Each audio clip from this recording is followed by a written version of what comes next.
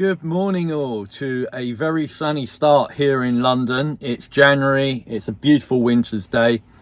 I've just returned from a 600-mile round trip. I went from here in London with my partner. She and I went down to Wales, to the Brecon Beacons. We went via the Cotswolds all around Oxford, Stratford-upon-Avon, and had a really good tour around the whole area over 3 days. And I thought it might be useful to share our experiences of living with an EV and checking out what that cost us and what it was like to live with. Not many people talk on YouTube about an EV and transitioning from petrol to diesel, about what it's actually like, what the car feels like, and what it's like to live with as a car. There are plenty of videos that talk about range and cost and all those sort of things that come with owning an EV and comparing that to a petrol diesel car, etc. But I thought, in addition to that, I'll share with you what it actually felt like to live with an EV as a car itself. So, 2 of us in the car, not a family, just 2 of us went. Luggage, we had 2 small suitcases and a duffel bag as well. The boot, the rear trunk, completely swallowed that, no problem at all, with plenty of space to spare. Didn't even use the front, didn't even use the underfloor space that's in the boot either. It's a big car, you know, it's a medium-sized family car, kind of like a 3 Series BMW size of car. And for 2 people and their luggage going away for 3 or 4 days, absolutely no problem at all. I want to talk about the comfort of the car on the journey down there. You know, like I say, we did 600 miles, so it was a reasonable journey. And 600 miles in a car, any car, you know, if you're doing hours and hours on a motorway or stuff like that, it can be uncomfortable. And I wanted to say that this car, you can see the seats around me here, they're really, really plush, multi-adjustable as well. Electric seats in the front here as well, so it's something that you don't mind changing the position of your seat all along your journey, just so you got some variation of position that you're sitting in. It memorizes it to the profiles in the car as well, so one quick press of a button on the screen and it restores it back to your original settings. Compared to manually adjustable seats, I think electric seats in cars are great when you're on long journeys, because like I say, you're more likely just to give little adjustments on the backrest and the fore and aft and things like that, and the lumbar support, knowing that you can just put it back to your standard settings in an instant of a touch of a button. And that really helps with a journey as well, just getting that adjustment to your position as well, so you're not sat in the same place all the journey as well. That really, really helps. Comfortable, spacious, super airy in here with all the glass, the full-length glass roof, the scuttle panel here, because there's no binnacle with dash instruments and buttons and clocks. It's super low in a Tesla, so you get this really tall and very low windscreen as well, so it's really airy and bright in here as well, which feels comfortable and a nice place to be as well. Cool. I want to talk about the cost of a journey that we've just done. So in my old 3 Series M Sport BMW, old E46, so not fuel efficient, I can't even begin to calculate the cost of doing a 600-mile trip down to Wales and back. That would have been horrendous. I was filling up for about 75 quid, and that was giving me somewhere in the region of, I think, about 300 to 350 miles of mixed road, city and motorway journeys.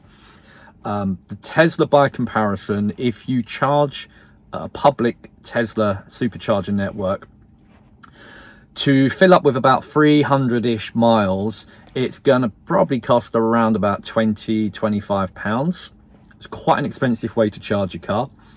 If you can do it at home, if you've got a home charger and you can get one of those dual tariff electric company installations, so that you've got cheap electricity overnight, kind of after midnight, for maybe 4 to 6 hours. Instead of 30 pence per kilowatt on a Tesla supercharger, you'll get around about 4 to 5 pence. So you can do the maths and figure out it's going to be really cheap to fill your car up, so to speak, with an electric one. But even so, using the expensive options on the road, it's still a lot cheaper, probably around about a third of the cost of most petrol cars to fill up. Now, one trick that I want to let you guys become aware of: when you're searching for a hotel to stay, some of them have electric chargers that are free for their guests, and that's what I did. I found one down in the Cotswolds that was on a beautiful golf course, lovely location, and had a free electric charger for the guests. And while we were there, every evening when we got back from our touring around, I just plugged the car in, and in the morning we're up to full charge again, and off we go. It's not costing me anything. When we went to Wales, coming back from Wales to our hotel in the Cotswolds, the prediction from the onboard computer was that we'd get back with around about 5 or 6%. I just didn't feel comfortable with that. It would be kind of like going down to way below a quarter of a tank in your petrol or diesel car and just thinking, I'd rather just top up. So I stopped off in Cardiff at a supercharger and put in £9.90. I was going for about £10. Put in £9.90 of electricity. I think that gave us around about 30 to 40% of charge. Got us back to the hotel with plenty, and once again plugged in. Long story short, 600-mile round trip, £9.90. Theoretically could have been zero. Can you imagine that in your petrol or diesel car, going on a 600-mile break with your family and having zero cost? That's where these electric cars start to make sense. If you can get yourself on a cheap electric tariff, and when you go away, find free chargers as well, the upfront cost of an electric car is offset greatly if you're doing the mileage, and you can get cheap or free electricity. This car is costing me way less than my old BMW was costing just to run. To actually lease this per month is costing me less than my old car cost to run. That's an incredible thing, isn't it? And you've got all the additional safety features, security, comfort and warranty, and all that peace of mind that comes with having a new car over an older polluting car that's out of warranty. Great. I want to talk about range anxiety, which is a term that you often hear people bandy about when they're mentioning EVs. I had a tiny bit of that leaving Wales and coming back to the Cotswolds in England, but the computer on this tells you what you will have, and if I'd have trusted it, I wouldn't have even needed to think about the range and what there'll be left. That, I think, was just an artifact left over from driving petrol cars, and you're always thinking, hey, I don't want to be stuck out on a motorway not near a petrol station and be down near a red, so I'm going to fill up or put half a tank in because I'm next to a petrol station.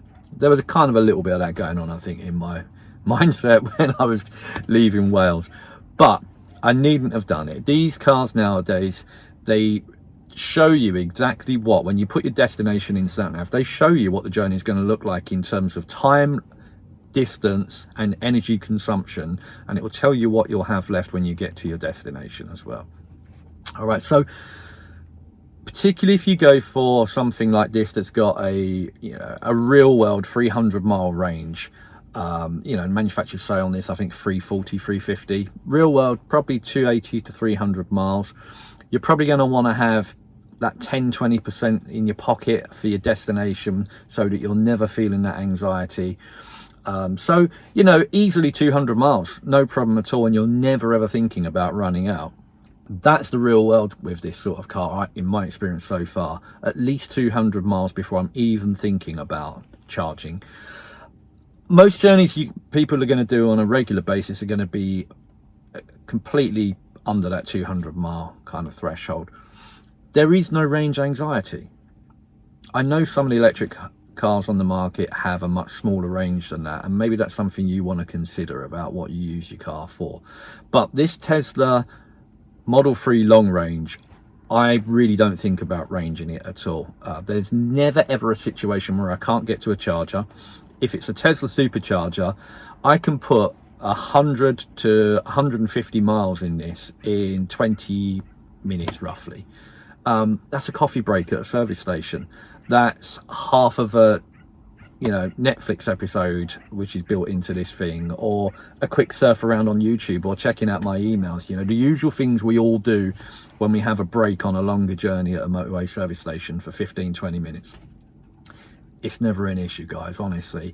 If you're driving a petrol car, you're thinking about switching out to electric, and it's the range that you're concerned about, honestly, the current generation of electric cars have pretty much got that nailed, and there's not really anything to worry about.